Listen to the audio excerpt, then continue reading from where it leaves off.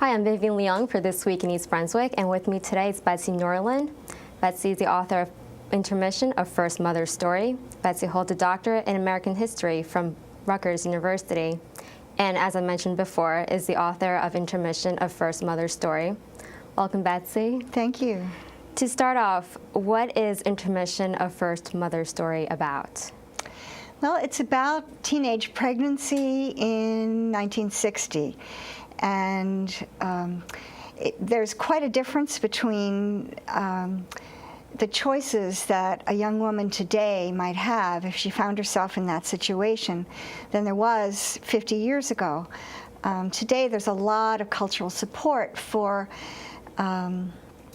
raising a child as a single mother, if that's the choice that you make.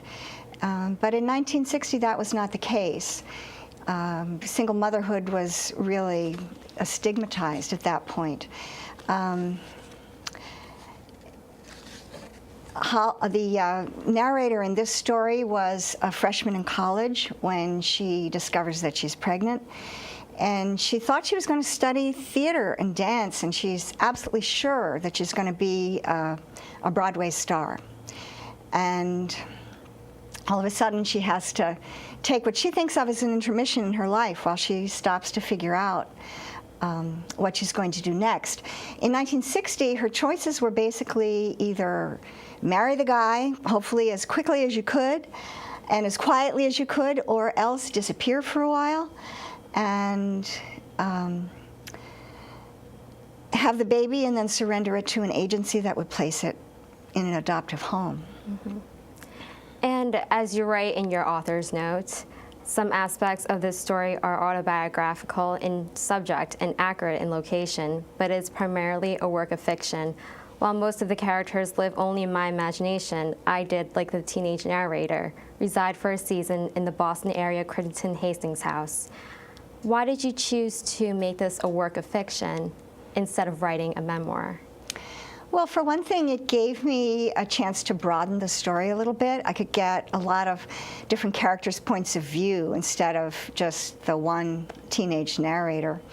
I chose to have three narrators in this story. One of them was Holly, the young girl.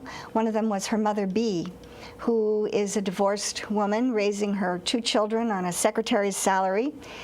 And she has pretty strong opinions on how unpleasant it is to be a single mother at that time. So she puts a lot of pressure on Holly to make a decision that she thinks is going to be right. Obviously, mother-daughter relationships are complicated under any situation, but in that situation, it's perhaps even a little bit more so. And because this story could tend to be somewhat depressing because of the very nature of it, because there are and that was not what I was going for. I was going for maybe heartwarming, possibly uplifting, life-affirming. So in a story like this, there are a lot of men that aren't so responsible or kind or nice. And I decided there needed to be a nice man in the story. So I came up with Ned. Ned is a divorced man, and he ends up as a romantic interest for Bee, Holly's mother. But I didn't want him to be a knight in shining armor who came swooping in and fixed all the ladies' problems. I needed the women to solve their own problems. So Ned has issues of his own, but he's kind of an interesting character. I liked him. Yeah, I really liked him too. Did you? Yeah, and while reading Intermission, I really enjoyed the book because you felt like you could relate to each character in a way, and you really enjoyed watching each and every one of them evolve. But who do you believe would enjoy the book the most? Well, it's interesting that you ask. I am really pleased with the response that the book has been getting from a wide variety of readers. It seems that almost everybody can relate to the subject in one way or another. Either they've been through a similar situation. If they're my generation, they perhaps had to surrender a baby for adoption, or they had to get married, or perhaps they know somebody who did. But to be honest, the person who I really wrote this book for was my own adult daughter, who I did surrender in 1961, and I had been searching for her for about almost 30 years. And because the records were sealed, the adoption records were sealed, I was not able to locate her. So I wrote this originally intending that I could let her know who I was, what that back part of her story. Did you ever find her, or? Actually, I did. It was just about 2 years ago, this month, as a matter of fact, that I discovered that the law in Massachusetts had changed, and that enabled the agency that I had surrendered her to institute a search on behalf of birth parents who were looking.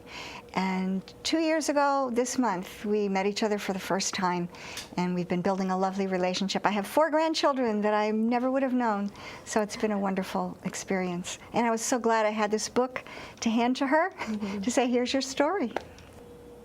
And Betsey, how can we get this book? Well, it's available in the East Brunswick Library and in the other libraries, many of the other libraries in the Middlesex County system. You can get it. It's available on Kindle. If you go to Amazon, it's available from my website in a softcover version. And what I think, because of the nature of this book, it would be really a suitable book for book discussion groups. So I think everybody has something to say about it. A lot of different opinions can come forward with it, and I think that makes it an interesting discussion book. You can go to www.wrenhousebooks.com. That's WRENHOUSEBOOKS.com. Or you can go to Amazon.com to get a Kindle version, digital version of Intermission, A First Mother Story by Betsey Norland. And thank you, Betsey. Thank you. Very glad to be here.